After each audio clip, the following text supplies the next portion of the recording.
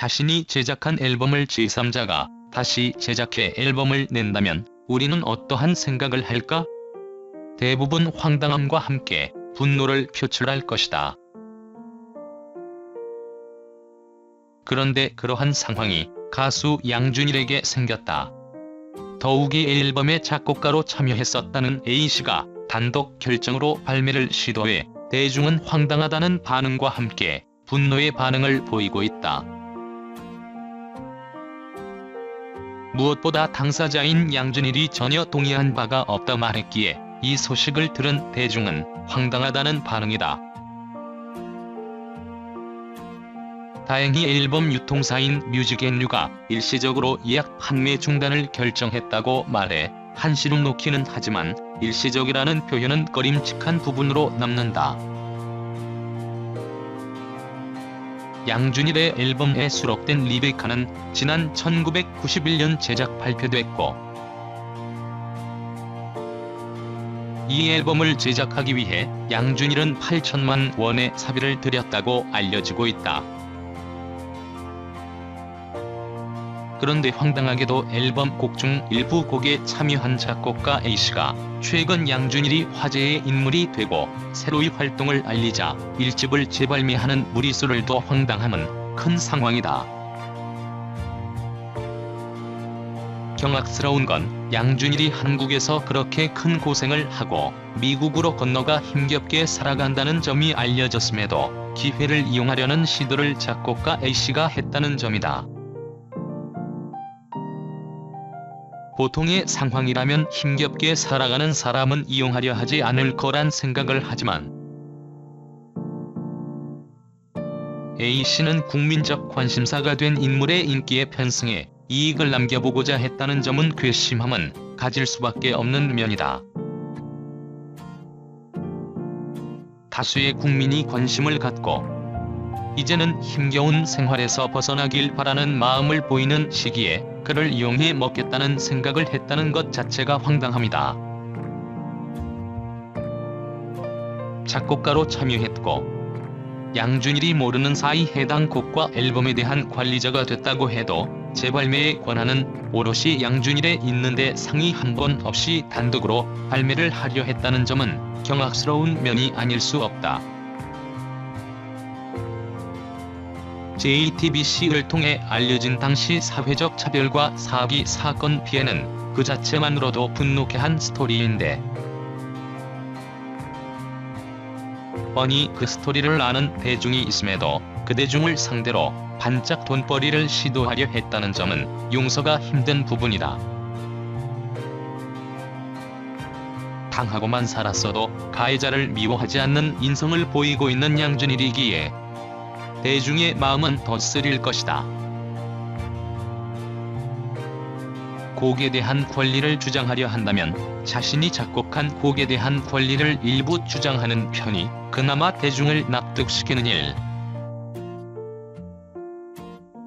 그런데 자신의 앨범도 아닌 전체 앨범을 재발매하겠다는 시도를 한다는 것 자체가 황당함 그 자체이다.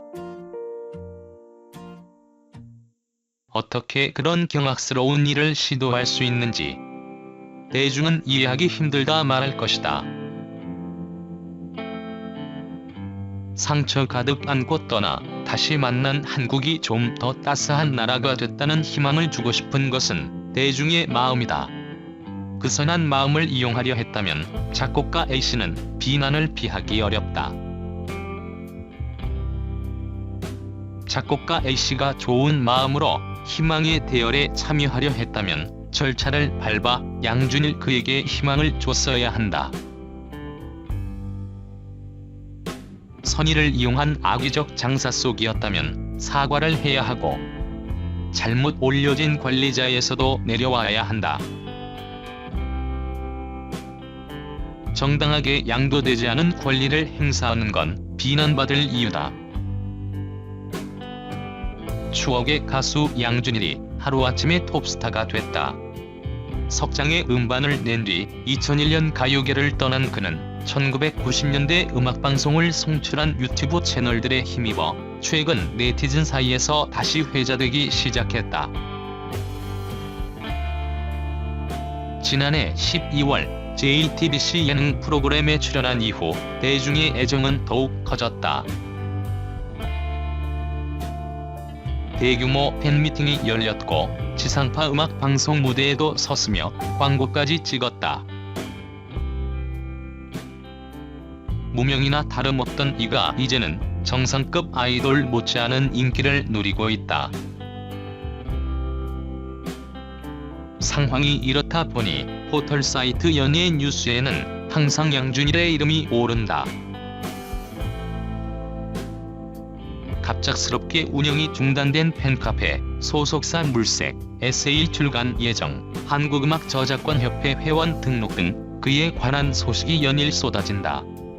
많은 양의 기사가 급격하게 높아진 그의 인지도를 대변한다.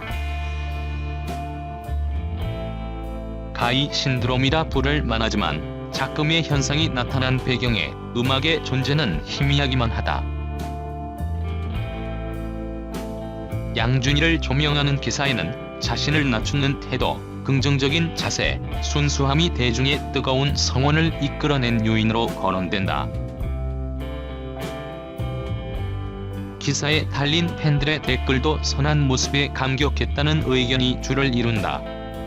명색이 가수인데 음악에 대한 평가는 얼마 보이지 않는다. 음악 얘기가 적은 것은 당연한 결과다. 가수로서 이렇다 할 성과를 달성하지 못했기 때문이다. 1992년 서태지와 아이들이 등장해 문화혁명을 일으키기 전까지 대중은 대체로 친숙하지 않은 것, 파격적인 것에 인색했다.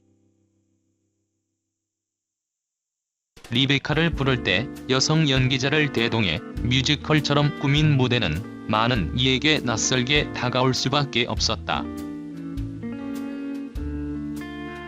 서태지와 아이들의 히트로 댄스 음악이 가요계의 주도권을 쥐었으나 댄스 위드 미아가 시대의 퍼포먼스는 자유분방함이 지나쳐서 산만하게 느껴졌다. 성공은 그를 찾아오지 않았다. 양준일은 표절 문제도 겪었다. 1990년에 발표한 1집 타이틀곡 리베카는 공연윤리위원회로부터 표절 판정을 받았다. 공연이 표절 대상을 명시하지는 않았지만 리베카의 전주는 제닛 잭슨이 1989년에 낸 미스 유머치의 전주와 매우 유사하다. 전주와 간주 끄트머리에서 짤막한 감탄사를 외치는 것도 똑같다. 베낀 티가 팍팍 나는 명백한 표절이었다. 생산적인 일이 전무했던 것은 아니다. 1992년에 출시한 2집에서 양준일은 컨템퍼러리 R&B의 부드러운 선율과 힙합 특유의 강한 리듬을 결합한 뉴잭 스윙을 주 메뉴로 선보였다. 한국의 뉴잭 스윙을 전파한 대표 인물로 통하는 듀스가 1993년 데뷔했으니 양준일이 그보다 먼저 이 장르를 소개한 셈이다.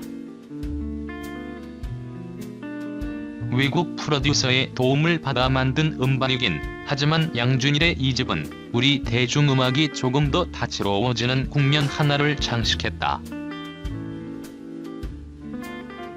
애석하게도 저 일말의 실적을 알아주는 이는 소수에 불과하다. 현재 가수로서 양준일은 복고 열풍과 새로운 미디어 환경, 특이함을 주목하는 시대를 잘 타서 부활에 성공한 노히트 원더일 뿐이다. 본인은 욕심부리지 않고 옛날 노래를 부르며 안정적인 활동을 이어가려고 할지 모르겠다. 하지만 운 좋은 별난 가수, 심성 좋은 사람 정도로 기억되지 않으려면 음악적인 결실을 맺어야 한다. 가수 양준일이 해결해야 할 과제는 명확하다.